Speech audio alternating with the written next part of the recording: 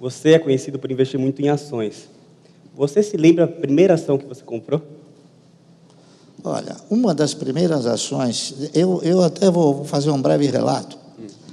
Desde 1969 que a gente procura desenvolver uma atividade no mercado de valores.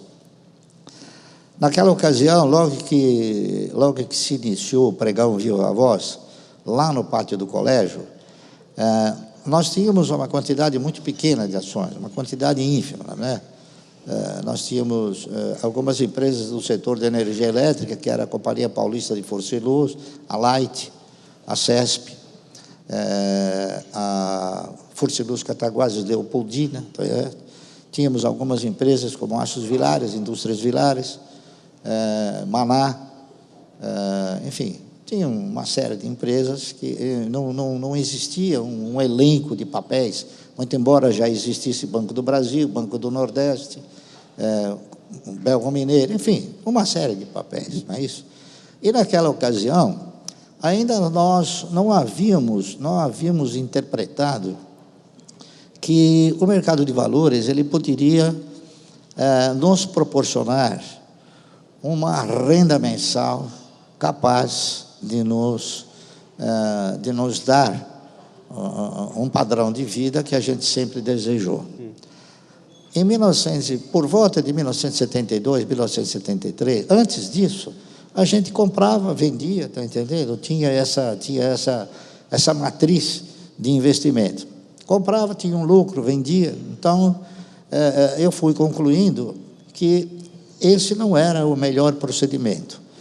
Então, em 1972, quando ainda existiam inúmeros fundos de previdência privada, tais como GBOX, Montefiore da Família Militar, Pereira Barreto, Providência, enfim, inúmeros fundos.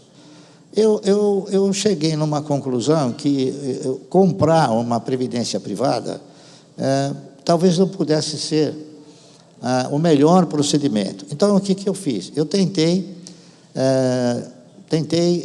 montar um projeto, um programa que me proporcionasse, dentro da estratégia de uma previdência, ou seja, aplicar sistematicamente, não é isso?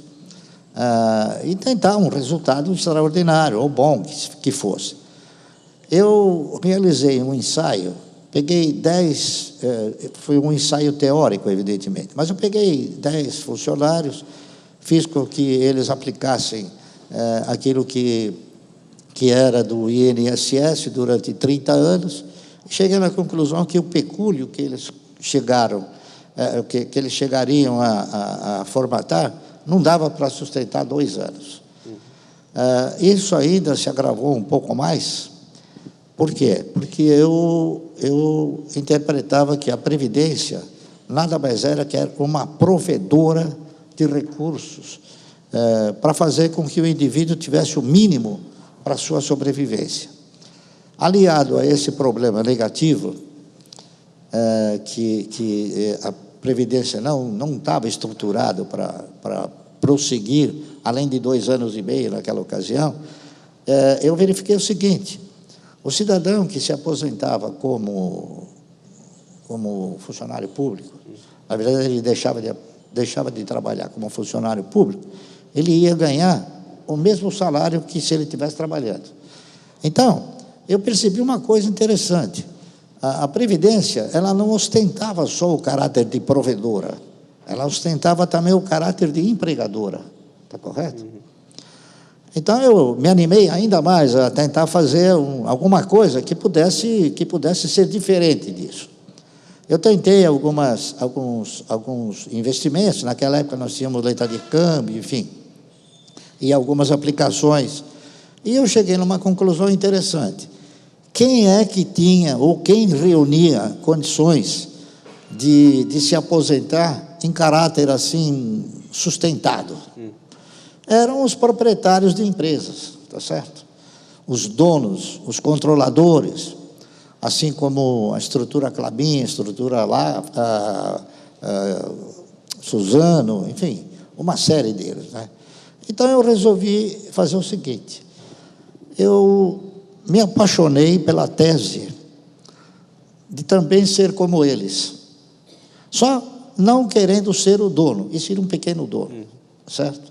Fazer parte daquilo, né? Fazer parte daquilo, não cultuando a questão de eu ser um acionista minoritário, e sim um pequeno dono. Porque o acionista minoritário, ele corre até o risco de vender as ações, e o pequeno dono, se ele parafrasear o dono, ele não vende as ações. Então, eu comecei a constituir uma carteira, que eu chamei uma carteira que ia me proporcionar uma renda mensal compatível com as minhas aspirações futuras. E foi aí. Então, uma das primeiras, não me lembro agora, mas eu acho que foi a primeira empresa, a primeira ação que eu comprei foi de uma empresa chamada Anderson Clayton. Anderson Clayton. A Anderson Clayton era uma empresa de capital estrangeiro que produzia margarina, Claybon, uma série de produtos da área de alimentação. Foi o papel que mais me encantou. Tanto é fato que, quando eu fiz um trabalho de 30 anos, o trabalho recaiu sobre a empresa Anderson Clayton. Eu realizei um trabalho procurando desenvolver um projeto onde o cidadão ia comprar 1.000 ações por mês até ele atingir um determinado parâmetro em 30 anos. Né? Era um projeto ambicioso, eu também considerei isso. Mas, de qualquer maneira, alguém tinha que começar a fazer alguma coisa diferente, tá certo? E foi o que eu fiz. Eu levei esse trabalho, né, para um cidadão que era o vice-presidente da Anderson Clayton. O nome dele era Dr. Guilherme de Jesus Falavina. E ele me disse o seguinte: Sr. Márcio, olha, esse trabalho seu é um trabalho maravilhoso, um trabalho de fôlego, um trabalho que eu nunca vi, muito bem estruturado, mas acontece que o senhor não vai conseguir comprar ações da Anderson Clayton durante 30 anos. Eu perguntei por quê. Ele falou: o senhor sabe quem é o dono da Anderson Clayton? Eu falei: não. Os controladores da Anderson Clayton são duas velhinhas de 80 anos, ele me disse.